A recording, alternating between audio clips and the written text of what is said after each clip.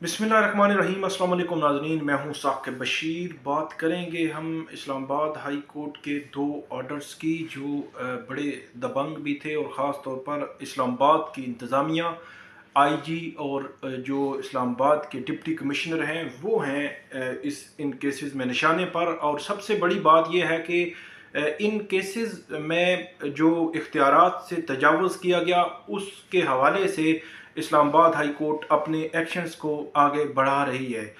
दो केसेस बहुत ही इंपॉर्टेंट अहम तफसीलात। इस्लामाबाद हाई कोर्ट के जस्टिस मियां गुल हसन औरंगज़ेब की अदालत में एक केस था आईजी इस्लामाबाद के ख़िलाफ़, जिन्होंने अदालती हुक्म के बावजूद डॉक्टर शीरी मज़ारी की गिरफ़्तारी की थी उनके घर से। उस केस का अहवाल आपके सामने रखेंगे। और दूसरा केस था डिप्टी कमिश्नर इस्लामाबाद जो जिनके खिलाफ शहरयार अफरीदी के खिलाफ जो एमपीओ ऑर्डर जारी हुआ था, उस एमपीओ ऑर्डर में इख्तियारात से तजावुज़ किया, उनके खिलाफ तौहीन अदालत की कार्रवाई जारी है। सबसे पहले हम बात करते हैं जो आईजी इस्लामाबाद हैं उनके खिलाफ केस क्या है और उसमें क्या पेशरफ्त हुई। केस ये है कि मई 9 मई जब हुआ तो उसके बाद डॉक्टर शीरी मज़ारी को 5 मुख्तलिफ मुकदमात में गिरफ्तारियाँ हुई वन बाई वन, और उसके बाद इस्लामाबाद हाई कोर्ट वो पहुँची और उन्होंने प्रोटेक्शन ली। इस्लामाबाद हाई कोर्ट ने तकरीबन 3 बजे तहरीरी ऑर्डर जारी किया और उस ऑर्डर की कापी आईजी इस्लामाबाद को भी पहुँचाई गई, और उसके बाद सुबह 9 बजे ये समाअत रखी गई थी। लेकिन जो डॉक्टर शीरी मज़ारी हैं उनको उनके घर के बाहर से पुलिस ने गिरफ्तार कर लिया।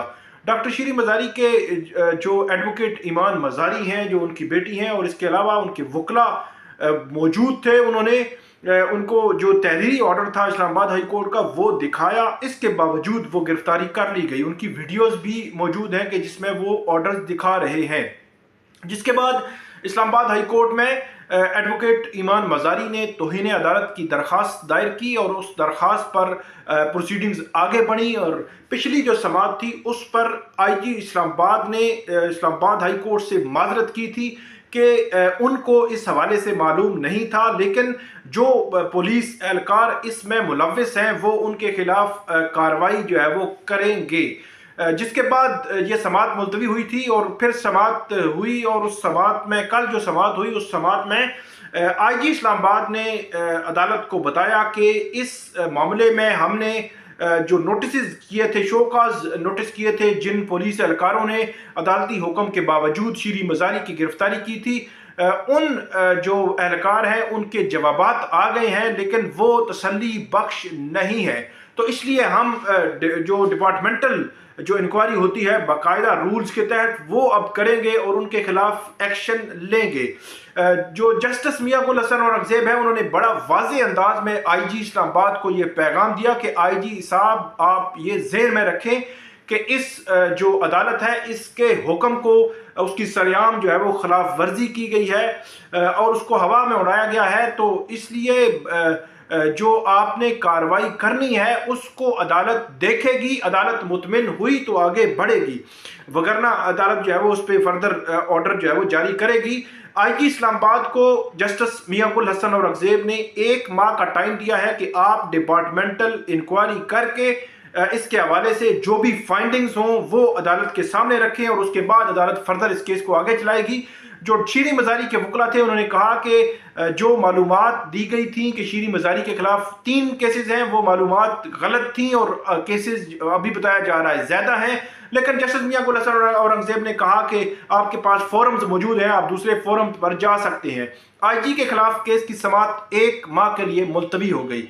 उसके बाद जस्टिस बाबर सत्तार की कोर्ट में डिप्टी कमिश्नर इस्लामाबाद इरफान मेमन का केस था, और ये शहरयार अफरीदी के खिलाफ जो उन्होंने एमपीओ जारी किया था उस एमपीओ में इख्तियारात से तजावुज़ का केस है, जिसमें अदालत ने जो इसमें डीसी हैं उनके खिलाफ तौहीन अदालत की कार्रवाई शुरू कर रखी है। इसके अलावा जो एसएसपी ऑपरेशन है जमील जफर, इसके अलावा एसपी हैं, उसके अलावा एसएचओ हैं, 4 लोगों के खिलाफ तौहीन अदालत की कार्रवाई जो है वो जारी है।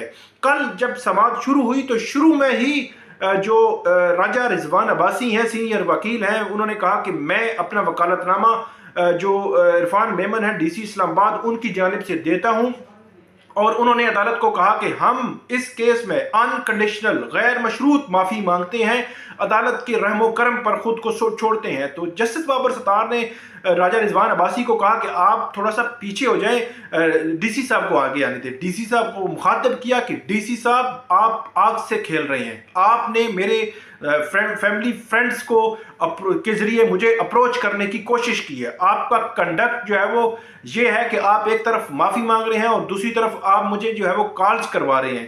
اس کے علاوہ جسٹس بابر ستار نے کہا کہ یہ کالز کروا کے کام کرانا آپ کا شیوا ہوگا، ہم نہیں کرتے، ہم نے جو ہے وہ حلف اٹھایا ہوا ہے۔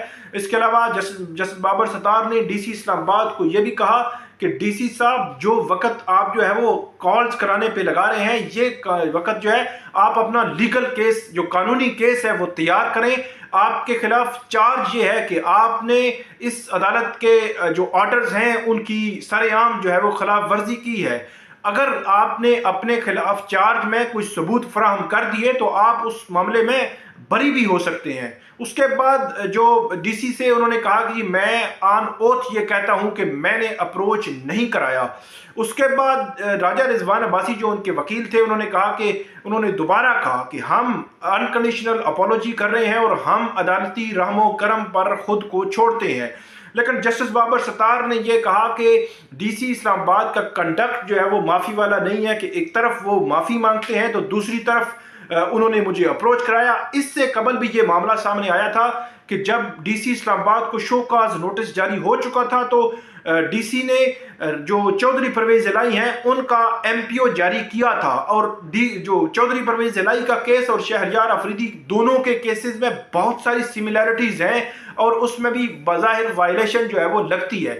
تو اس کے بعد عدالت نے یہ کہا کہ پراسیکیوٹر جو کیسر امام ہیں اسلام آباد بار ایسوسی ایشن کے صدر ہیں، ان کو اس کیس میں ٹرائل کے لیے پراسیکیوٹر عدالت نے مقرر کر رکھا ہے۔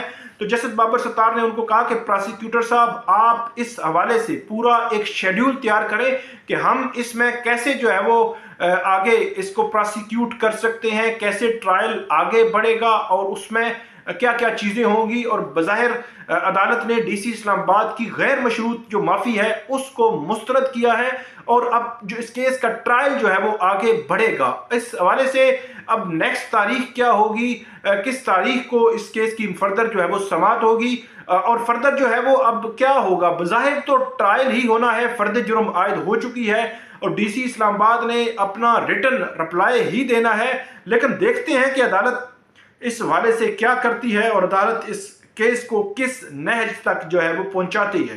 تو یہ تھی دو کیسز، ایک آئی جی اسلام آباد، دوسرا ڈی سی اسلام آباد، جنہوں نے ماضی میں 2-3 منتھ میں ہم نے دیکھا کہ کچھ کیسز میں اختیارات سے تجاوز ہوا ہے، اسی لیے عدالتیں جو ہے اب ان کے خلاف سخت کارروائی جو ہے وہ آگے بڑھا رہی ہیں۔